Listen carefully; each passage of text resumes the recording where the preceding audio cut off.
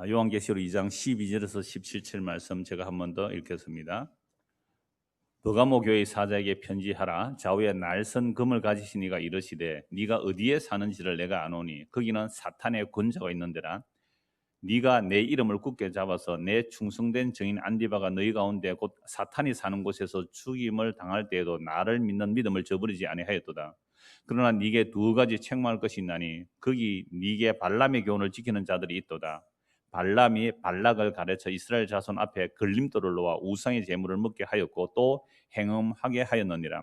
이와 같이 네게도 니골라 당의 교훈을 지키는 자들이 있도다. 그러므로 회개하라. 그리하지 아니하면 내가 네게 속히 가서 내 입에 검으로 그들과 싸우리라.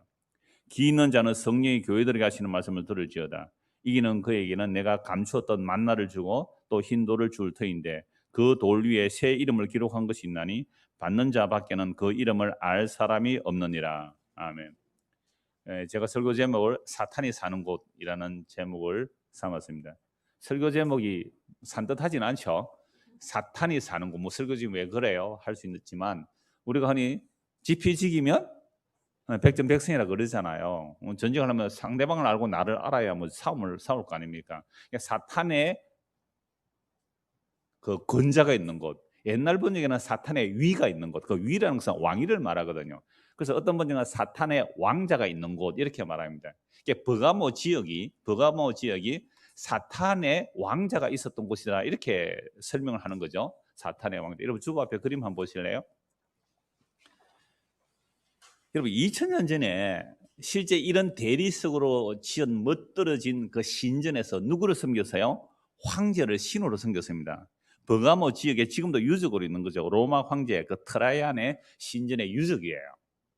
이런 어마어마한 그 유적에서 이런 신전에서 황제를 섬기고 있는데 예수 믿는 사람들 두세 사람 또는 초대교회 때 사람들 많지 않았어요? 뭐 열 몇 명, 몇십 명이었어요. 몇십 명. 그런 교인들이 뭐 건물인들 제대로 있었겠어요? 예배당 건물도 없었어요. 그냥 가정에서 이렇게 모였단 말이에요. 이러할 때에 이 어마어마한 황제의 신전에서 황제를 신으로 섬기고 있다면 황제를 신으로 숭배하고 있어요. 근데 나는 뭐 안 하겠다? 나는 그런 황제를 신으로 못 섬기겠다. 나의 왕, 나의 주는 누구라고요? 저 조그마한 저 팔레스티안 그 나사렛에서 자라나신 예수 그리스도. 그 예수가 십자가에 죽으시고 부활하셨는데 그 예수가 나의 주요, 나의 왕입니다.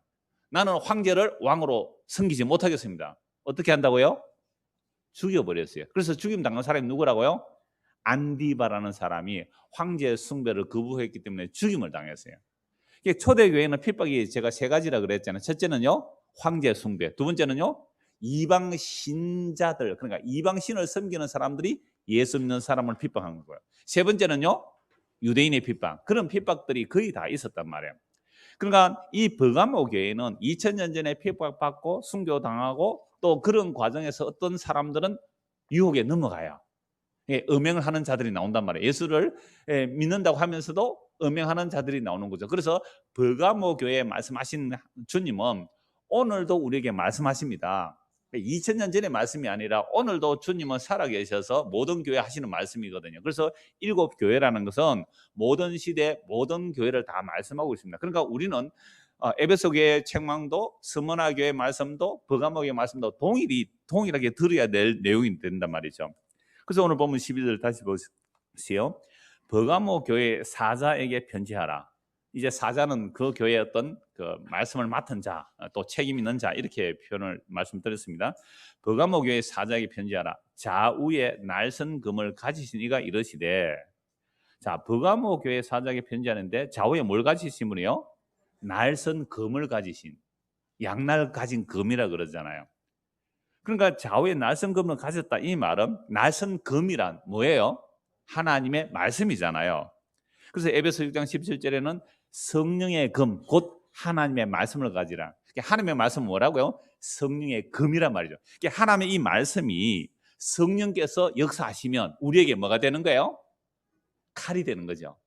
기록된 말씀이 문자로 주어지면 그건 사람을 사실은 율법주의로 가서 죽이는 일이지만 이 기록된 모든 율법의 말씀조차도 살아서 일하시면 그게 양날 가진 금이죠. 살아서 역사하시면 우리로 하여금 회개해서 예수 믿게 하는 것이 뭐라고요? 말씀의 금, 성령의 금, 곧 하나님의 말씀이라 그래요. 그래서 예수님의 입에서 뭐가 나온다고 그랬어요? 양날을 가진 금이 나온다. 그럼 우리가 이미 요한계시록 1장 16절에서 예수님의 전체 모습을 소개할 때, 사도 요한이 영광 중에 계시고 예수님의 전체 모습을 말할 때 그 입에서 뭐가 나온다고요? 좌우에 날선 금이 나오잖아요. 그럼 예수님 입에서 뭐가 나온다고 해요? 칼이 막 나옵니까? 이 그림은 그리면 되죠? 안 되죠, 이게? 그림을 그러면 예수님 입에서 칼 물고 나오는 거잖아요. 그러니까 이건 예수님에서 뭐가 나오는 거죠? 살아있는 말씀이 나오는 거죠. 그래서 좌우에 날선 금을 가지신 분, 예수님께서 그 성령의 금, 하나님의 말씀, 좌우에 날선 금, 즉 말씀을 선포하신단 말이죠.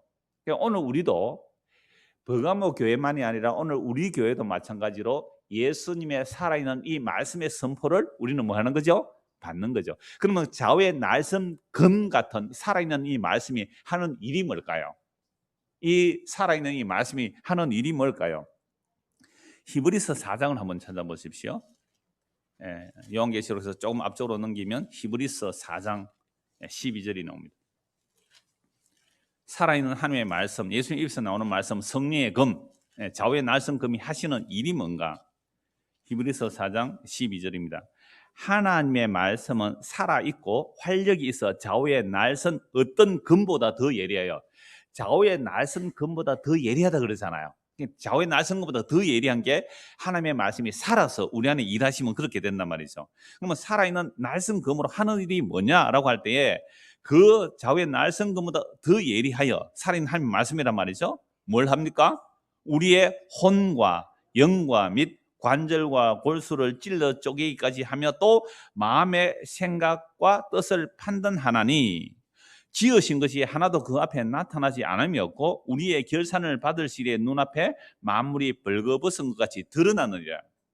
그럼 버가모 교회가 예수님의 그 말씀, 책망의 말씀을 들으면 버가모에 있는 지금 음행하는 자들이 뭐가 돼야 되는 거예요? 자기 속에 있는 음행이 벌거벗은 듯이 드러나는 거죠. 그러니까 수술할 때 얼마나 수술칼이 예리합니까? 그 수술칼로 아예 우리를 해체시키는 거예요. 뭘 해체시켜요? 혼과 영, 관절과 골수, 우리 마음속에 깊이 숨겨둔 꼬깃꼬깃 나도 알지 못하던 나의 죄. 그러니까 나는 전에는 그게 뭐라고 생각했어요? 아까 기도하신 것처럼 나는 의인 줄 알았어요. 의. 근데 그게 의가 아니라 탐욕의 무덤만 사왔잖아요. 우리가 잘했다, 하나님께 이건 영광 돌릴만 하다라고 한 그 일들이 나는 탐욕의 무덤만 사왔더란 말이죠. 그게 말씀의 금이 들어가면 어떻게 해요? 빨가 벗겨지듯이 드러나는 겁니다. 그래서 오늘 저와 여러분들이 이 예배당에 와서 말씀을 듣는다 하는 것은 뭐 하는 시간이에요? 수술대기에 누운 거예요. 수술대기에 누운 거예요. 그럼 누우면 그 성령의 금이 어떻게 해요? 우리를 해체시키 수술해야 돼요. 아주 깊고 깊은 숨어 있는 그 암덩어리 같은 것들, 예? 그걸 지금 빨가벗기듯이 드러내 버리는 거죠. 그래서 우리가 말씀을 듣는다, 예배라고 모이는 것은요, 수술 받으러 오는 거예요. 그러니까 가톨릭은 여러분 가톨릭 예배 드리는 거 보셨어요? 그들은 예배를 안 그러죠. 미사라 그러죠. 제사입니다. 제사. 제사장이 제사장 복장을 가지고 막 연기도 피우고 막 물도 뿌리고 그러잖아요. 진짜 구약의 제사장들의 모습과 똑같아요. 그러니까 예전 중심이에요. 말씀의 선포는 5분 정도밖에 안 돼요. 그것도 로마 교황청에서 오는 말씀. 그리고 개인적인 말씀도 뭐 재밌게 하시는 분들 많이 계시는데 뭐 간단해요. 그러니까 의식 중심이고 그 예배 제사 중심이거든요. 근데 그런 곳에서 개혁한 게 개혁교회잖아요. 그럼 개혁교회는 예배가 뭐 중심이에요? 말씀 중심이에요. 그래서 말씀이 가장 길고 많아요. 양이 가장 중심 자리란 말이에요. 왜 그러냐 하면 우리는 지금 교회라면 아시아 7교회 지금 예수님께서 항상 뭐라고요? 성령이 교회들에게 하는 말씀을 들으라 그랬잖아요. 우리는 오늘 와서 그 살아있는 말씀을 들을 때에 그 말씀이 살아서 역사하면 우리가 수술대 위에서 수술하는 거예요. 그래서 내 안에 감춰져 있던 그 마음의 생각 같듯이 확 드러나는 거예요. 자, 드러날 때 보세요. 지으신 것이 하나도 그 앞에서 나타나지 않으였고 우리의 결산을 받을 시에 눈앞에 만물이 벌거벗은 것이 드러나리라. 모든 사람은 하나님의 결산대 앞에 서게 됩니다. 그죠? 죽은 자도 다시 일으키잖아요. 제가 지난주 말씀드렸잖아요. 한 번 죽는 것은 사람에게 정한 것인데 그 이후에는 심판이 있단 말이에요. 죽어버린다고 끝이 아니에요. 자존심 상한다고 막 자살해버리면 끝이 아니란 말이에요. 다시 살려냅니다. 그게 만물을 결산하는 거예요. 우리 하나님께서 만물을 결산한단 말이에요. 그럼 결산한 대표에 서는 거예요. 근데 결산 대표에 선다니까 또 이걸 가지고 우리의 열심을 이끌어내어서 하나님 앞에 선물 보따리 많이 챙겨가자. 그래서 결산할 때 상 받자. 그런 내용이 아니에요. 마지막 그 최후의 심판 때에 결산받는 사람들은요, 전부 지옥 간다 이 말입니다. 그러면 성도는 그 마지막 최후의 심판, 그 결산을 받기 전에 어디서 결산받아요? 살아있을 때 결산을 받아야 됩니다. 지금 오늘 저와 여러분들이 숨쉬고 살아있다고 하는 이때에 하나님의 말씀이 우리를 빨가벗기듯이 우리 마음의 생각과 뜻을 확 드러내서 머리끝부터 발끝까지 나는 나병 환자군요. 이거 오늘 오설교거든요. 머리끝부터 발끝까지 나는 나병 환자가 맞네요 라고 확 드러내버리는 거예요. 화르다 나여 망하게 되었도다 라는 말씀의 선포가 지금 우리는 결산을 받는 겁니다. 내일 아니에요. 죽을 때가 아니라 오늘 이 말씀이 살아 역사는 지금 뭐 하는 거예요? 우리는 결산 받는 거야. 자, 결산합시다. 집사님부터 수술 한번 해봅시다. 뭐 좀 괜찮은 거 있어요? 안에 한번 내보세요. 없고 이렇게 나오면 어떻게 돼요? 주여, 나는 전적인 죄인입니다. 너 어렵다. 나도 전적인 죄인입니다. 너 어렵다. 이렇게 결산을 지금 받는 거예요. 그래서 내가 하나님의 살아있는 말씀에 의해서 완전히 내 마음의 생각과 뜻이 어떤지 확 드러나게 되면요, 빨가벗겨지는 거예요. 근데 우리는 아담의 타락 이후로 스스로 만든 옷을 입고 살죠. 무화과 나무 잎으로 가리고 살잖아요. 요거는 주일 성수 옷, 요거는 뭐예요? 11조 옷, 요거는요 전도한 옷, 요거는요 코로나도 예배 온 옷, 뭐 이런 거 전부 다 덕지 걸치고 있는 것을 확 벗겨버려요. 빨가벗겨버려요. 그럼 빨가벗겨지면 어떻게 돼요? 목욕탕에 불 났어요. 부산의 덕수탕에 불이 났어요. 어떻게 해야 돼요? 빨가벗겨지면 14절 보십시오. 히브리서 4장 14절. 말씀이 우리를 빨가벗기는 이유가 있어요.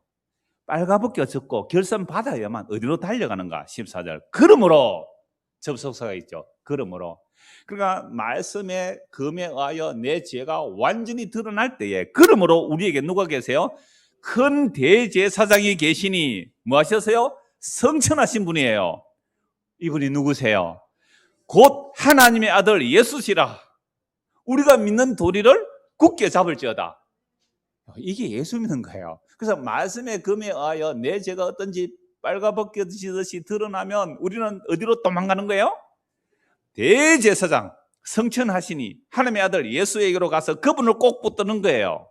이걸 믿음이라 그럽니다. 그래서 우리에게는 대제사장은 우리의 연약함을 동정하지 못하실 리가 아니요, 모든 일에 우리가 똑같이 뭘 받으셨어요? 시험을 다 받으셨어요. 그래서 우리가 시험 받는 거 다 아세요. 근데 예수님이 죄가 없어서 시험에 안 넘어가지고 시험을 이기신 분이잖아요, 유일하게. 그래서 시험을 받으시는 죄는 없으시니라. 그러므로 우리는 긍휼하심을 받고 때를 따라 돕는 은혜를 얻기 위하여 어디에 나간다고요? 은혜의 보좌 앞에 담대히 나아가는 거예요. 그래서 오늘 우리가 왜 모였어요? 오늘도 우리는 살아있는 그 말씀에 검에 하여 내 마음의 생각과 뜻이 드러나서 내가 어떤 죄인지 알기 때문에 우리는 누구에게로 달려가요? 대제사장에게로 달려가서 그 예수님을 꼭 붙드는 것, 이걸 뭐라고요? 때를 따라 돕는 은혜를 받는다, 이 말씀입니다. 그러니까 우리가 예배로 모인다는 것은 바로 이걸 하기 위해서 모이는 거잖아요. 자, 그래서 버가모 교회에 말씀하시는 예수님이 좌우의 날선 금으로 말씀하시기 때문에 버가모 교회만이 아니라 오늘 우리도 동일하게 하나님의 말씀을 듣고 뜨는 자, 하나님 위해서 내가 집 지어드리겠다, 이거 한 기뻐하는 거 아니에요. 하나님께서 원하시는 제사는 무슨 제사라고요? 상한 심령이라. 상하고 통회하는 마음을 하나님께서 멸시하지 않으세요. 그러면 상하고 통회하는 마음이 되려면 말씀의 검에 의하여 살아있는 성령의 역사로 인하여 살아있는 말씀의 검으로 우리가 내 안의 생각과 뜻이 드러날 때에 애통하죠. 주여, 내가 그동안 살아온 삶을 돌아보니 나 행한 것 죄뿐이군요. 나 행한 것 죄뿐이군요. 오늘 오후 찬송이 이거예요. 나 행한 것 죄뿐이군요. 이렇게 될 때에 나는 머리부터 발끝까지 100% 죄인입니다라고 할 때에 뭐가 100% 필요해요? 예수님의 십자가 보혈이 나는 100% 필요합니다. 요걸 뭐라고요? 예수 믿습니다. 이렇게 돼요. 이렇게 돼요. 자, 그래서 버가모교회 지금 말씀하시는 거예요. 그러면서 좌우의 날선 금이라는 게 그런 뜻이고요. 두 번째 13절 보십시오. 요한계시록 2장 13절. 네가 어디에 사는지를 내가 안다. 자, 여러분 예수님께서 우리가 사는 곳 알까요? 모를까요? 아시죠? 근데 우리가 사는 곳만 아는 게 아니에요. 시편 139편에 보면요, 네가 앉고 일어서면 안 돼요. 네가 어젯밤에 무엇을 했는지도 아신대요. 어젯밤에 뭘 했는지 아신대요. 우리의 마음의 생각을 아신대요. 우리가 교만해져서 하늘 꼭대기에 올라가 있을지라도 거기가 어딘지 하나님 아시는 거예요. 우리가 음부의 그 깊은 곳에 내려갈지라도 하나님 아신대요. 요나가 하나님 말씀 순종하지 않고 다시스로 도망가려고 배를 타고 배 가장 깊숙한 곳에 가서 숨어서 하나님 못 볼 줄 알았죠. 하나님이 요나 보고 깨웁니다. 어떻게 해요? 풍랑 일으켜서 요나를 깨운다고요. 피할 곳이 없어요. 거기도 주님 아니에요. 어디 도망가 계세요? 주님께서 만물을 지으셨는데 우리의 속을 모르시겠느냐 말이에요. 주께서 다 아십니다. 그럼 오늘 예배당에 왜 나왔어요? 주께서 아십니다. 오늘 안 오고 집에 앉아 있는 분은 왜 집에 앉아 있어요? 주님께서 아십니다. 그러니까 우리는 판단하지 말자는 거예요. 우리는 비방하지 말자는 거죠. 주님께서 다 아신다는 거죠.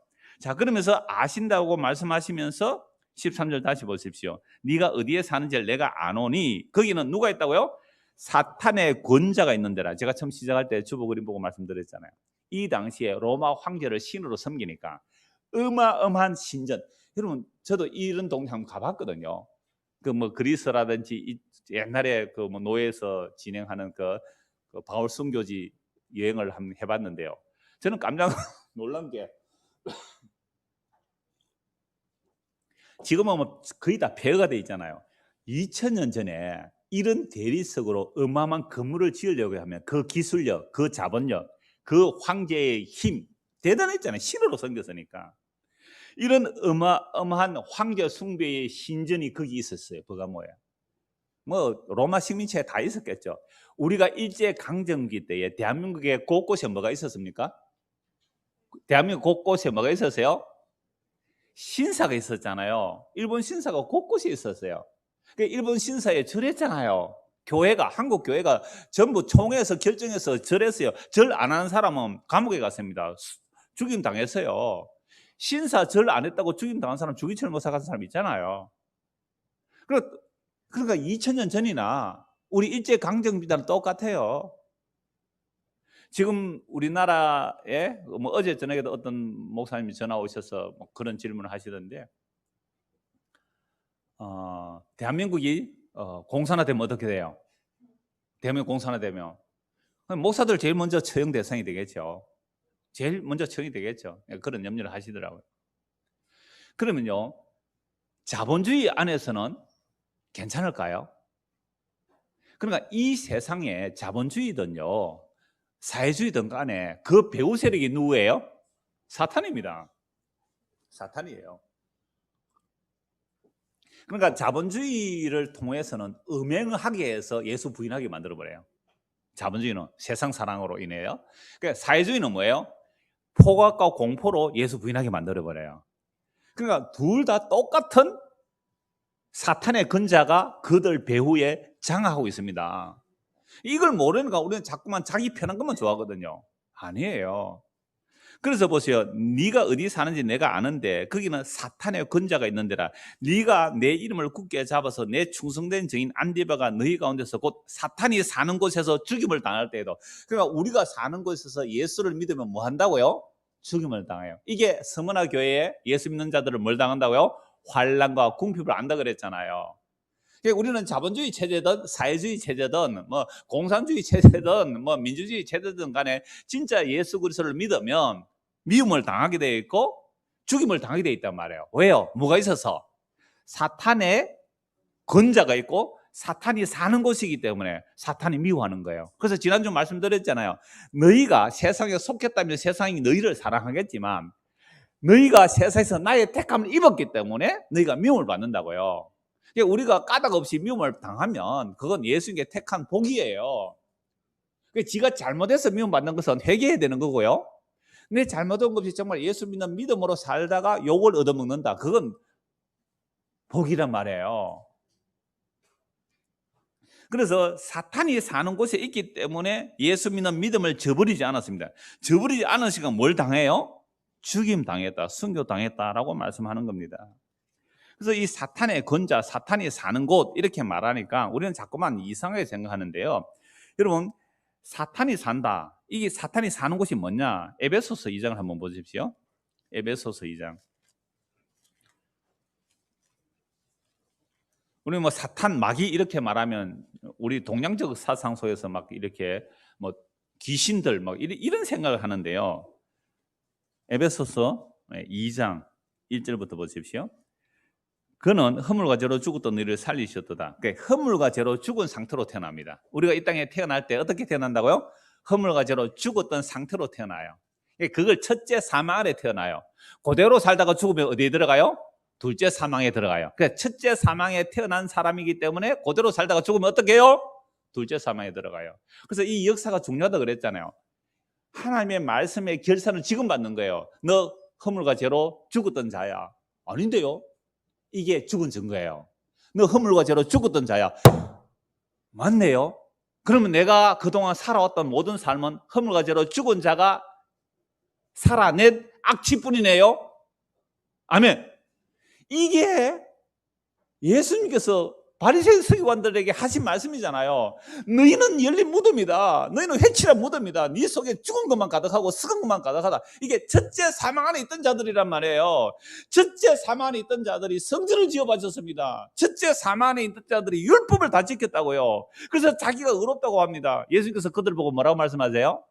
이 독사의 새끼들아, 뱀들아, 너희가 어떻게 심판을 피하겠느냐? 여러분, 첫째 사망 아래 태어났습니다. 첫째 사망 아래 태어나서 윤리적으로 살고 종교적으로 살았어요. 착하게 살았어요. 그런데 그게 뭐라고요? 첫째 사망 아래 있어요. 허물과 죄 아래 죽었단 말이에요.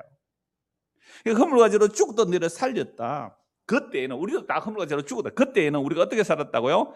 그 가운데서 행하여 이 세상 풍조를 따르고 이 시대를 따라 살았단 말이에요. 이 세상 풍조를 따르고 누구를 따라 살았어요?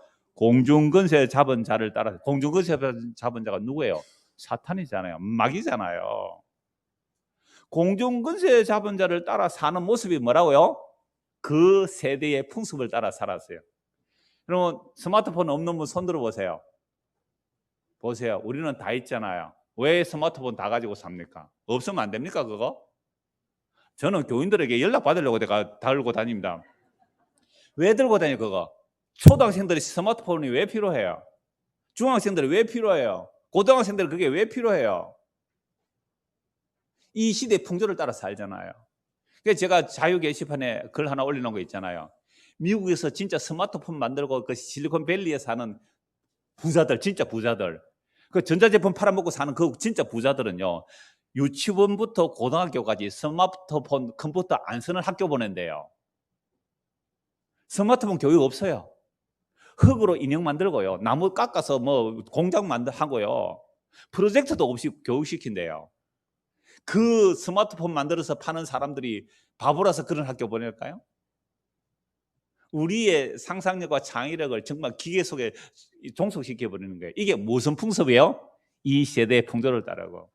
그래서 지금요, 제가 아는 몇 분들은 집에 텔레비 없는 분들이 있어요. 아이들에게 스마트폰 안 주는 부모들도 계세요. 우리 교회나 우리 또 교회 밖에 몇 사람 많은데요. 그런 애들은요, 진짜 부모가 교육 잘 시켜야 돼요. 학교 가면 왕따 당하잖아요. 그러나 괜찮다고 할 수 있는 부모가 백그라운드가 돼줘야, 너는 예수 믿으면 괜찮다고 할 수 있어야 그걸 견뎌낼 수 있거든요. 그러니까 우리는 지금 살아가는 게 이 시대 풍조를 따르고 있습니다. 전부 다.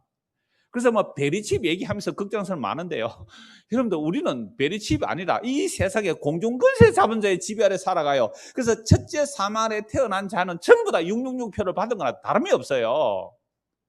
그래서 가인이 최초의 666표 받은 사람입니다. 왜? 세상에서 더불어 살아가도록 허락해 주잖아요, 하나님께서. 이 세대 풍조를 따라갔습니다. 이게 누가 장악하고 있다고요? 공중 권세 잡은 자, 마귀 곧 사탄이라고 하는 옛뱀. 그러니까 오늘 저와 여러분들이 이 세상의 풍조를 따라 살아가는 것은 지금 우리는 다 뭐하고 살아가는 거예요? 사탄이 사는 곳에서 사탄의 지배를 함께 받으며 살아가고 있습니다. 그래서 이 책망을 말씀이 아니면 어떻게 우리가 이 책망을 받아요? 우리는 이 시대의 풍조 속에서 다른 사람들보다 더 뛰어난 삶을 살고 싶잖아요. 이 시대의 풍조 속에서 더 앞선 사람이 되고 더 높은 사람이 되고 싶잖아요. 그래서 이 시대의 풍조를 앞서가라 그러잖아요, 맨날. 이게 이 시대의 풍조를 따라하는 공중권세 잡은 자 아래 살아가는 모습이에요. 그래서 이들이 보세요. 공중권세를 따라서니 지금 불순종의 아들들 가운데 역사는 영이라라고 말씀합니다. 여러분, 그러니까 지금요, 사람들은 마귀가 없다고 속입니다. 사탄은 사탄이 없다고 속여요. 그래서 제가 가끔 설교 시간에 얘기했는데요. 제가 자랐던 시골 마을에 그 자암수당이라는 곳이 있어요. 여기에 노상직 씨라고 있는데 이분은 파리 어정스의 사인회가 일본 경찰의 핍박을 받고 현충원에 묻혀 있거든요. 이분이 자암수당 수당 훈장을 하면서 그 당시에 일지를 썼어요. 120년 전에 일지인데요. 그게 자, 주번 있잖아요. 우리 학교 가면 주번이 있잖아요. 주번이 일지 쓰잖아요. 오늘 누구 지각, 오늘 누구는 졸았다, 오늘 매 맞았다. 이걸 세세하게 기록해 놓은 거예요. 정말 재미있어요. 저는 거기서 어려서 자랐기 때문에 그 동네를 환히 다 알잖아요. 너무 재미있어서 이런데 제가 그걸 읽으면서 유교도 율법주의구나. 유교도 철저 율법주의예요. 그래서 그 책에 소개되어 있는데 120년 전의 일상인데요. 그 유교적 가르침이 바리새인들의 율법 참 모습이 비슷해요. 그래서 거기에 구용이라는 말 들어보셔서 혹시 여러분들 구용 얘기에 나오는 것인데 9가지 용모라는 뜻이에요. 제가 한번 읽어드릴게요. 그러니까 적어도 우리는 동양의 유학의 영향을 받았잖아요. 그러면 적어도 구용 정도는 알아야 돼요. 9마리 용이 아니고 9가지 용모예요. 그래서 저는 구용에 해당이 안 되더라고요. 보니까 한번 읽어드릴게요. 발걸음은 무겁게, 손은 공손하게, 눈은 단정하게, 입은 다물고, 목소리는 조용하게, 머리는 곧게, 기운은 엄숙하게, 서 있을 때는 득성스럽게, 안색은 장중하게. 이게 구용이에요. 선비들에게 이런 모습이 나오죠. 우리나라 그 선비들의 초상화 글을 보세요. 이런 모습 나오죠. 율법으로 쫙 무장해서 만든단 말이에요. 근데 이 서당에 7살짜리가 가요. 9살짜리가 있어요. 7살짜리가 이 구용을 갖추었다고 칭찬하는 게 일기에 나와요. 자세가 흐트러지지 않았다고. 근데 어떤 애는 지금 낮잠 잤다고 기록해놔요. 누구 낮잠 자다 이렇게. 그러니까 구용이 엉터리단 말이에요. 근데 이렇게 엄격하게 사는 사람에게 그 삶을 사탄이 지배하고 있습니다. 당신이 사탄의 종입니다라고 하면 어떻게 할까요? 유학자가 우리 보고 사탄이라고 하겠죠. 이 성경 말씀을 보고 이단이라고 그래요. 여러분, 유학에서도 이단 논쟁이 있습니다. 이게 이단이라고 할 거 아니에요. 자, 그러니까 예수님 당시에 대제사장과 서기관들과 바리새인들이 율법만이 아니라 율법을 잘 지키지 않고 부지까지 지켰거든요. 예수께서 그들을 뭐라고 말씀하세요? 아까 말씀드렸잖아요. 뱀들아 독사의 새끼들아. 뱀들아 독사의 새끼들아. 너희 아비는 마귀다 이렇게 말씀하셨잖아요. 유대교의 가장 핵심적인 지도자들을 사탄의 지배를 받는 자들이라고 예수님이 말씀하셨습니다. 그러니까 그들은 예수님 말씀 듣지 않죠. 예수를 믿지 않습니다. 그게 사탄의 지배를 받는 증거예요. 그러면 그들이 성전을 지키고 제사를 드리고 율법을 지킨다고 하였지만 예수님은 그것을 뭐라고요? 도적의 소굴이다. 제가 왜 이 말씀 드릴까요? 우리는 동양 유교적 문화 속에 살아가요. 동양 유교적 문화 속에 살아가기 때문에 체면 문화가 강해요. 그거 누가 지배하기 때문에 그래요? 사탄이 사는 곳에서 우리는 체면 문화로 살아가잖아요. 그래서 허세를 부리고 살아요. 척하면서 살아가잖아요. 교회 와서도 전부 다 허세 부리고 살잖아요. 이게 누구 지배 아래 있어서 그래요? 이게 사탄이 사는 곳. 그러니까 우리의 삶의 모든 삶의 곳곳에 정치, 경제, 문화 할 것 없이 다 사탄의 지배 아래 살아가는 거예요. 그 다음에 종교. 여러분, 하나님을 섬긴다는 그 유대인들, 성전과 율법과 선지자들이 있다는, 제사장이 있다는 그 이스라엘 백성들이 지금 누구의 지배 아래 있어요? 사탄의 지배 아래 있습니다. 그 성전 안에 사탄의 자리가 있었다 이 말이에요. 왜요? 그 대제사장 수행 바리새인들이 사탄의 지배를 받고 있어서 그렇습니다. 이게 사탄이 사는 곳이에요. 그럼 오늘 저와 여러분들은 어디에서 살아갑니까? 대방동에 살아요? 어디에 살아요? 성산구에 살아요? 이 모든 세상의 공중권세 잡은 자 아래 살아가요. 근데 여기서 우리를 어떻게 했다고요? 예수의 피로 값주고 빼내셔서 어디 아래 넣어놨다고요? 예수 안에, 십자가의 피 안에 넣어놨어요. 그러니까 죄라는 개념을 제가 종종 말씀드리잖아요. 권세의 개념이죠. 죄는 목록화라기보다는 권세의 개념이에요. 죄와 사망 아래, 그죠? 죄와 사망 아래 있는 거예요. 거기는 죄뿐이라면. 그러니까 의와 생명 안에 들어오는 거잖아요. 이게 예수입니다. 그래서 우리를 어디로 옮겨놨다고요? 허물과 죄로 죽은 자에서 의와 생명이 나라, 흑암의 근세에서 아들의 나라를 옮겨놓았거든요. 자, 옮겨놓은 자들을 지금 뭐라고 불러요? 교회라 불러요. 그러면 이 교회는 누구 말 듣고 살아야 돼요? 교회의 머리같이 예수의 말을 듣고 살아야 돼요. 근데 예수님의 말을 안 듣고 누구 말을 듣는 거예요? 세상의 공중근세 잡은 자의 말을 듣고 사는 거예요. 어제 저녁에 10시 반에 갑자기 전화 오신 분이 계셨어요. 대구에 사는 어느 목사님이신데, 여자 목사님이신데 이런저런 얘기를 해요. 그분이 제가 자기 마음에 있는 생각하고 제가 전화를 굉장히 좋아서 오래전부터 듣고 너무 좋아하고 있대요. 근데 제 설교 가운데 뭔가 걸리는 게 하나 있었던 거예요. 그걸 가지고 전화한 거예요. 그래서 제가 한참 듣고 있다가 제가 책망을 했습니다. 목사님은 성경 말씀을 믿습니까? 아니면 세상의 어떤 논리들을 믿습니까? 성경 말씀 믿지요? 그런데 왜 주장은 세상 논리를 주장합니까? 회개하고 예수 믿으세요. 회개하고 예수 믿으세요. 제가 그 얘기를 했거든요. 물론 저도 마찬가지예요. 왜 삶을 살면서 이 세상의 풍습을 따라 살지 않는 모습이 얼마나 많아요. 제가 왜 양복 입고 나와요? 한복 입으면 안 돼요? 그냥 넌닝구 입고 설교하면 안 돼요? 이거 뭐예요? 이거 뭐예요? 세상 풍습 따라 살아요. 우리가 다 세상 풍습 따라 살아요. 공중권세 따라 살아간단 말이에요. 그래서 나는 지금 하나님을 위하여 헌신 충성 봉사한다, 나는 하나님을 위해서 뭐 애국한다, 나 하나님을 위해서 뭘 한다 라는 것이 공중권세 잡은 자가 뭘 지배하고 다스리고 있는지 살펴보면 그게 다 나오거든요. 그래서 예루살렘 성전이 도둑의 소굴이 된다면 내가 믿는다는, 그죠? 어떤 이론들, 교훈들, 교리들, 내가 개척해서 이렇게 사역한다는 버가모 교회 또는 넓은 교 무슨 교회든지 간에 누가 지배할 수 있어요? 사탄이 얼마나 지배할 수 있단 말이에요.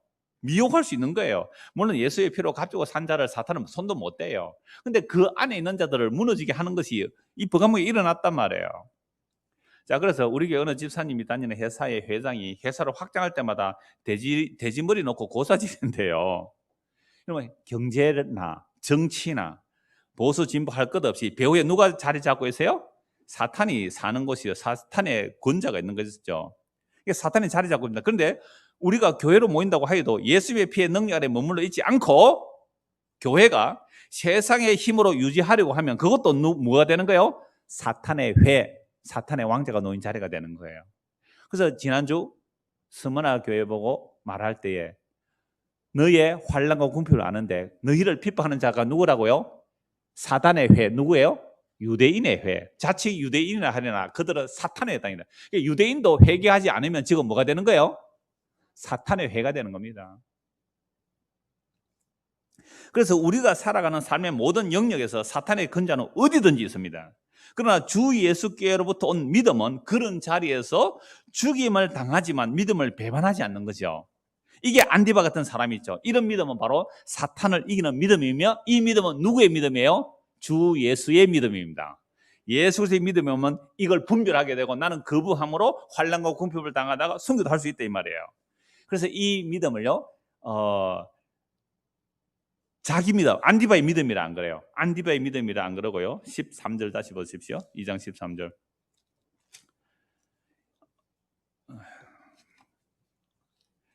자, 네가 어디에 사는지 내가 아노라. 거기는 사탄의 근저가 있는 데라. 네가 내 이름을 굳게 잡아 내 중생들이 안디바가 너희 가운데 곧 사탄이 사는 곳에서 죽임을 당할 때도 나를 믿는 믿음을. 나를 믿는 글자 작은 글자로 되어 있는 성경이 있어요. 나를 믿는이라는 글자고 믿는이라는 작은 글자 되어 있는 분이 있어요. 그래요? 꼭 믿는이라는 것은 원래 없다 이 말이에요. 그러면 이렇게 번역이 되는 거예요. 바로 직역을 하면 곧 사탄이 사는 곳에서 죽임을 당할 때도 나를 믿음을 저버리지 않았다. 나를 믿음을, 단어가 매끄러워요? 안 매끄러워요? 안 매끄럽죠. 그러니까 나를 믿는을 넣은 거죠. 그러니까 원어를 직역하면 나의 믿음을 이렇게 되어 있습니다. 사탄이 사는 곳에서 죽임을 당할 때도 나의 믿음을 저버리지 않았다. 누구 믿음요? 세상에 나의 믿음을 저버리지 않았다. 그럼 안디바에게 있는 믿음이 누구 믿음이에요? 예수의 믿음이란 말이야. 그러니까 그거에 말이 안 매끄러니까 예수님의 믿음이 왔는데 내가 믿었다. 이렇게 번역을 해야 우리는 자연스럽잖아요. 그래서 그거 하나 추가한 거예요. 작은 글자로. 나를 믿는 믿음. 여기에 뭐라고요? 나의 믿음을 저버리지 않았다. 나의 믿음을. 제가 한 10년쯤 전에 요한계시할 때 이 말씀 드렸는데요. 나의 믿음, 예수의 믿음이란 말이에요. 그러니까 우리에게도 누구 믿음이 들어오면요? 예수의 믿음이 들어오면 사탄을 분별하고 거기에 복종 안 함으로 뭘 할 수 있어요? 죽을 수도 있는 거죠. 그러니까 내 믿음 말고 누구 믿음? 예수의 믿음. 내 믿음 말고 예수의 믿음을 달라고. 주여 믿음 없음을 불쌍히 여기소서. 주여 믿음을 다하소서. 누구 믿음 들어와야 돼요? 예수의 믿음. 예수의 믿음. 예수의 믿음이 들어와야 뭘 분별해요? 사탄을 분별하고 죽음의 자리까지 가는 거죠. 자, 이제 14절 봅시다. 그래서 순교했다고 지 믿음 하면 어떻게 해요? 그건 가짜예요. 순교한 믿음은 누구 믿음이요? 예수의 믿음. 예수의 믿음. 그러니까 저는 순교하러 가면 도망갈 거예요. 총들이 대고 너 예수 부인하면 살려줄게. 나 예수 부인해요 하고 나 도망갈 거예요. 자, 그런데 저는 왜 그 말 할 수 있느냐면 나는 주를 부인할지라도 주님은 나를 부인하지 않는 신실한 언약의 하나님을 믿거든요. 그러니까 시사참배 전부 다 절하고 살아났잖아. 아니, 그건 이용하려고 하면 물론 책망받아 마땅하지만 제가 믿는 바는 주 예수께로부터 온 믿음이 있다면 선교도 할 수 있다 이 말입니다. 그러니까 걱정이랑 하지 마세요. 주 예수께로부터 온 그 믿음을 더해달라고 기도하시면 됩니다. 자, 그래서 그런 자들이 있었다. 자, 그러나 14절, 그러나 네게 두 가지 책망할 것이 있나니 거기 네게 발람의 교훈을 지키는 자들이 있도다. 발람이 발락을 가르쳐 이스라엘 자손 앞에 걸림돌을 놓아 우상의 제물을 먹게 하였고 또 행음하게 하였느니라. 이와 같이 네게도 니골라 당의 교훈을 지키는 자들이 있도다. 그럼 발람의 교훈이 곧 니골라 당의 교훈이란 말이에요. 발람의 교훈은 이미 구약에 나오잖아요. 이스라엘 백성이 출애굽에서 약속의 땅으로 가는 광야 속에서 이제 적들이 모압 왕 발락 왕이 그러니까 큰 무당이죠. 큰 무당 발람이요. 비슷해가지고 이름이 발락은 왕이고 발람은 거짓 선지자입니다. 큰 무당이에요. 바벨론 지역에서 큰 무당이 얼마나 용한 소문이 났는지 그 사람이 저주하면 저주가 임하고 복을 빌어주면 복을 받아요. 이런 무당 우리나라에도 한두 사람 있습니다. 그 큰 무당이에요. 한번 모시려면 얼마 정도 드리면 될까요? 한번 부르는데 안 해봐서 잘 몰라요. 옛날에 한 작으면 한 500만 원, 요즘은 최소한 한번 부르려면 한 1000만 원 주어야 됩니다. 그러니까 그보다 더 큰 세계에서 최고의 큰 무당은요 한 1억 좀 줘야 한 부를 수 있겠어요. 그 정도로 유명한 큰 무당이 누구였다고요? 발람이었거든요. 발락이 발람을 돈 엄청 주고 모셔오잖아요. 처음에 못 가게 하죠. 그런데 두 번째 또 더 큰 돈을 주면서 가자고 그러니까 누가 막아서요? 나귀가 막 막고 나귀가 말하고 그러잖아요. 나귀 아니면 그 발람 죽었잖아요. 그래서 가서 이스라엘 진영을 보면서 저주하려고 저주하는데 뭐가 나와요? 축복만 나오잖아요. 3번 시도해도 안 돼요. 그래서 할 수 없이 이제 발람이 돌아가죠. 근데 자기를 그렇게 식사 대접하면서 엄청나게 대접을 잘 받았는데 저주하라고 불렀는데 저주가 안 되니까 미안하잖아요. 어떻게 했을까요? 어떻게 했을까요? 외부에서 저주가 안 통하니까 내부에서 죄짓게 만들어라. 그게 발람의 깨예요. 민수기 31장 보십시오. 민수기 31장 16절. 이거 이제 여호수아에서 보면 발람이 죽는 내용도 나오고요. 그러니까 제가 민수기 나중에 31장 가서 발람의 기록이요. 발람의 기록이 동방박사들이 찾아오는 것까지 나중에 연결을 할 겁니다. 일단 민수기 31장 16절 한번 보십시오.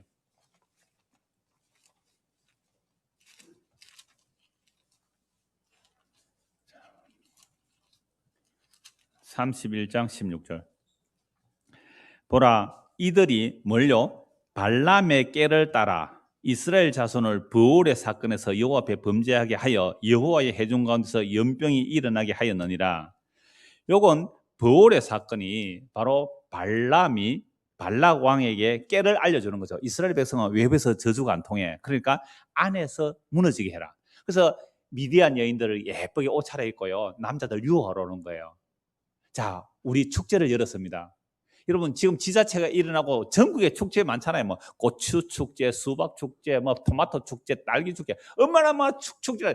축제하면 뭐가 있어요? 술이죠, 바람 피죠, 음행하죠. 그런데 이 미디안 여인들이 이스라엘 남자를 초청해서 우리 축제에 오세요 하고 초청한 거예요. 이 남자들은 또 예쁜 여자 말 잘 듣고 따라갑니다. 헐렐레 해가지고 따라가니까 거기서 뭐예요? 이방 신을 섬겨요.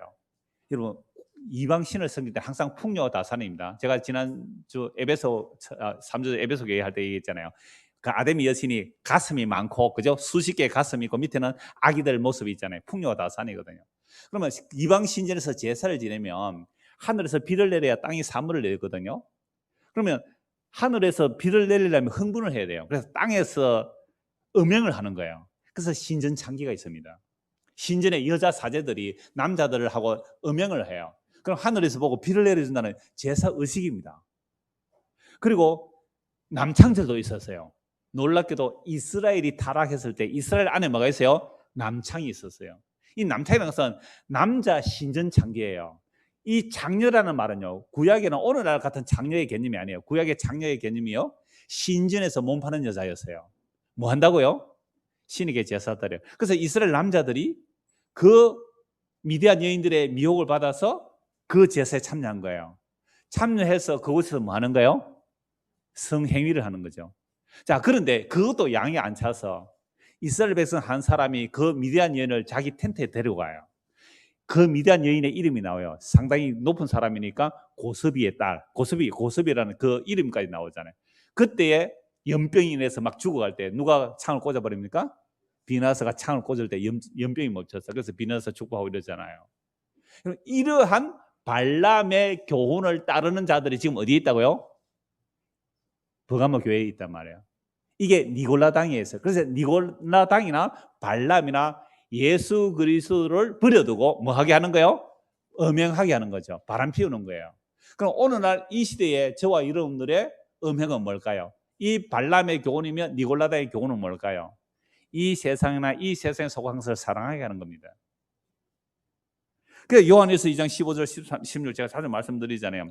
이 세상이나 세상에 있는 것들을 사랑하지 말라. 누구든지 세상을 사랑하면 아버지의 사랑이 그 안에 있지 아니하니 이는 세상에 있는 모든 것이 육신의 정욕과 안목의 정욕과 이생의 사랑이니 다 아버지께로부터 온 것이 아니라 세상으로부터 온 것이라. 이 세상도 그 정욕도 지나가되 오직 하나님의 뜻을 행하는 자는 영원히 거하느니라. 보세요. 육신의 정욕, 안목의 정욕, 이생의 자랑에서 벗어날 인간이 없습니다. 우리는 이 세대 풍속을 따르지 않고 못 살아가잖아요. 이게 이 세상에 신이 있어서 그래요. 이 세상 신. 이걸 누구라 그래요? 사탄의 권자 또는 사탄이 사는 곳. 예수님께서 십자에서 사탄을 다 처리했는데 왜 아직 사탄이 설쳐요? 성도에게는 훈련용으로 사탄을 놔둡니다. 성도에게는. 그죠? 머리는 깨어졌지만 아직도 사탄의 활동을 허락하는 것은 성도에게는 훈련용으로. 그리고 믿지 않는 자들은요, 눈을 가리는 역할을 아직도 해요. 그러니까 아직도 이 역사 속에 있기 때문에 이 사탄이 우리의 눈과 귀와 마음을 어떻게 해요? 예수 못 보도록 가리는 거예요. 이걸 뭐라고요? 음행. 어떻게 해요? 육신의 정욕과 안목의 정욕과 이생의 자랑으로 우리를 음행으로 이끌어가는 거예요. 그래서 오늘 본문 보십시오. 요한계시록 2장 15절. 이와 같이 니게도 니골라당의 교훈을 지키는 자들. 그러니까 우리는 지금 니골라당은 없잖아요. 그럼 뭐가 있어요? 발람의 교훈과 니골라당의 교훈에 오늘 이 시대는 무슨 모습으로 나와 있다고요? 세상 사랑이에요. 자기 사랑이에요. 돈 사랑이에요. 쾌락 사랑이에요. 예수님보다 세상 사랑, 예수님보다 자기 쾌락 사랑, 이게 뭐 하는 거예요? 음행입니다. 여러분, 지난 한 주간 우리는 음행했습니까? 안 했습니까? 헤아릴 수가 없어요. 음행 가운데 살았단 말이에요. 그러니까 오늘 이 말씀을 들으면서 주여 나는 음행한 사람 맞네요. 그 말씀의 금으로 제발 나를 잘라주십시오. 빨가벗겨 주십시오. 그래서 십자가 믿는 돌이 십자가 그 십자가만 붙들게 해주십시오 라고 나오는 것이 뭐 하는 거예요? 지금 예배의 자리란 말이에요. 그러므로 회개하라. 16절 그러므로 회개하라. 보세요. 발람의 이야기하고 니골라 이야기가 오늘 우리에게 동일하게 세상 사랑, 돈 사랑, 쾌락 사랑으로 고발돼야 돼요. 그러므로 회개하라. 그리하지 아니하면 내가 네게 속히 가서 내 입의 금으로 누구와 싸운다고요? 그들과 싸우라. 놀랍죠? 그들과 싸우라. 누구와 싸운다고요? 지금 음행하고 있는 자들과 싸우는 것 한 가지예요. 음행하고 있는 자들과 싸우는데 음행의 대상을 칼로 잘라버려요. 그러면 뭘 당해요? 나는 지금 돈을 음행하고 있어요. 돈과 음행하고 있어요. 돈을 팍 잘라버려요. 그럼 뭐가 나와요? 낭패와 실망. 그래서 그 말씀의 금으로 누구를 잘라버려요? 그들을 잘라버려요. 하나님의 자기 백성은 그 백성을 잘라내지는 않습니다. 그 백성이 사랑하는 우상을 잘라낸다고요. 보세요. 다시 16절 그러므로 회개하라. 그러지 않으면 내가 네게 속히 가서 내 입의 금으로 누구하고요? 그들과. 그러니까 발람의 교훈을 주는 그 발람하고 니골라 당의 교훈을 주는 그 니골라하고 그들을 잘라내는 거죠. 근데 우리에게는 이게 세상 사랑으로 들어와 있잖아요. 그럼 주께서 우리를 잘라낼 때 뭘 잘라내요? 세상 사랑을 잘라내요. 그럴 때 우리는 어떻게 해요? 하나님 이럴 수 있습니까? 내가 뭘 그렇게 잘못했다고 그렇게 짜더라 잘못했다고 이렇게 환난을 주셔서 재산 다 날립니까? 그죠? 이런 원망이 나오잖아요. 근데 보세요. 그게 말씀의 금으로 잘라주시니까 낭패와 실망을 당하니까 누구 믿게 돼요? 예수 믿게 되는 거예요. 이게 말씀의 금으로 오늘도 우리에게 일하고 계시는 거예요. 아멘 하는 사람은 지금 호되게 당하고 있는 사람들은 아멘 하고 안 그런 사람은 아멘이 안 나올 거예요. 지금 요거 지키려고 하니까 요 꿈내 지키는 요거 장사 잘 돼야 되는데 이거 우리 안에 그게 다 들어있어요. 다 들어있어요. 속해 가서 사오리라. 그걸 예수님보다 더 사랑하면 안 돼요. 꿈대시키는 예수님보다 더 사람은 그 문 닫게 하실 거예요. 그래서 기 있는 자는 성령이 교회들에게 하시는 말씀을 들을지어다. 이기는 거에는 내가 멀쩡 감춰졌던 만나. 왜 감춰져요? 예수님은 감춰져 있잖아요. 구약에 보이는 만나는 먹고 죽었어요. 근데 감춰진 만나. 지금 눈에 안 보여요. 하늘에 계세요. 우리의 영원 대제. 그분이 우리에게 성령을 부어주세요. 그분의 피를 우리에게 발라주세요. 그럼 우리는 그분의 살을 먹고 마시는 거예요. 그래서 구약에 만나 먹어도 죽었지만 나는 하늘에서 내려온 참된 양식이라고 요한복음 6장에 나오잖아요. 그거 먹는 거예요. 그러니까 음행은 예수의 사과피를 못 먹게 하는 게 음행이고요. 회개는 뭐예요? 예수의 사과피를 먹는 것이 뭐예요? 회개예요. 이게 감춰진 만나예요. 그리고 그들에게 뭘 준다고요? 흰 돌을 준다고요. 희라는 말은 예수님과 연결돼요. 흰 보자, 백보자 심판 있잖아요. 그러니까 흰 백마 타신 분 계시잖아요. 희다는 개념. 예수님의 얼굴이 해같이 빛나는 머리카락이 희게 빛난다. 예수님이죠. 그럼 돌은 뭐예요? 건축자의 버린 돌이에요. 건축자의 버린 돌이 모퉁이의 머리돌이 되었다고. 10편 118편은 마태복음 예수님께서 말씀하시잖아요.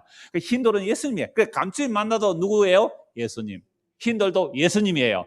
그러면 오늘 우리가 회개하잖아요. 그럼 회개라는 것은 뭐예요? 내가 예수님보다 뭘 사랑했다고요?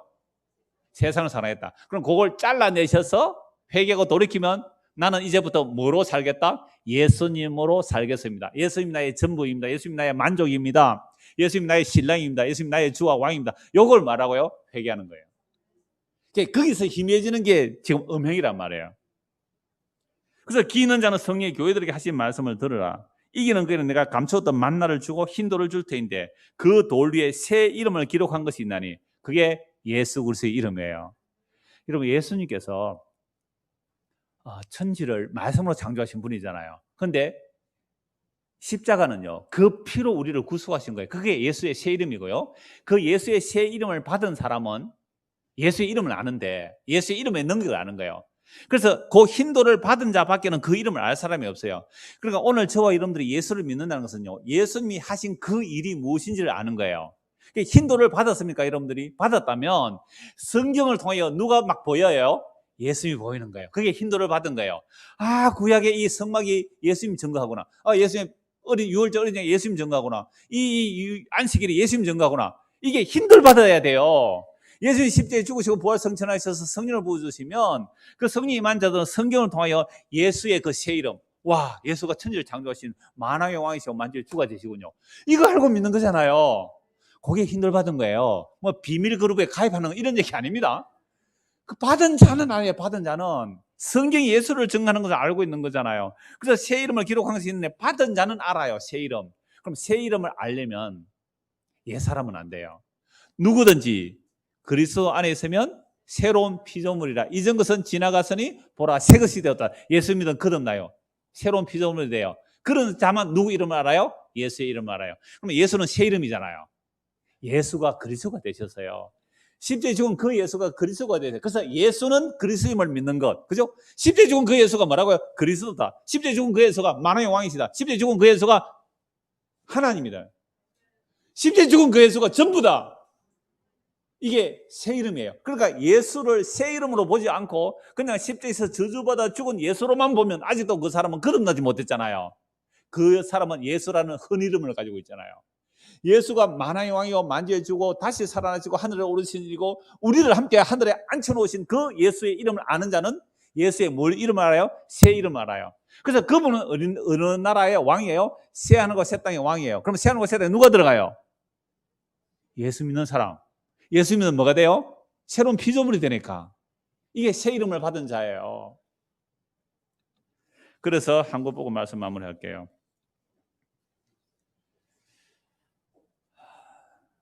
제가 읽어드릴게요. 두 곳을 봐야 되니까요. 야고보서 4장 4절에서 10절 말씀입니다. 간음한 여인들아 세상과 벗된 것이 하는가 원수됨을 알지 못하느냐. 그런즉 누구든지 세상과 벗이 되고자 하는 자는 스스로 하는가 원수되는 것이라. 여기까지만 읽을게요. 뭐라고요? 세상과 벗되고자 하는 자가 하나님과 원수되는 거죠. 그래서 사탄을 대적하라 그래요. 야고보서 사탄을 대적하는 길이 뭐예요? 하나님을 가까이 하는 거예요. 하나님을 가까이 하는 길이 뭐예요? 말씀 보고 기도해요. 그리고 우리가 이렇게 모이는 이유가 뭐예요? 지금 하나님 가까이 하는 거예요. 그래서 지금 오늘 말씀을 통하여 예수님 이런 분이구나? 그럼 나는 지금 바람 피고 있었네? 예수님을 사랑해야지? 라고 나오면 이거 지금 뭐 하는 거예요? 사탄을 대적하는 거예요. 자, 이렇게 하는데 우리를 얼마나 완벽하게 인도하시는지 한 거 마무리하고 마치겠습니다. 베드로전서 5장입니다. 베드로전서 5장 7절입니다.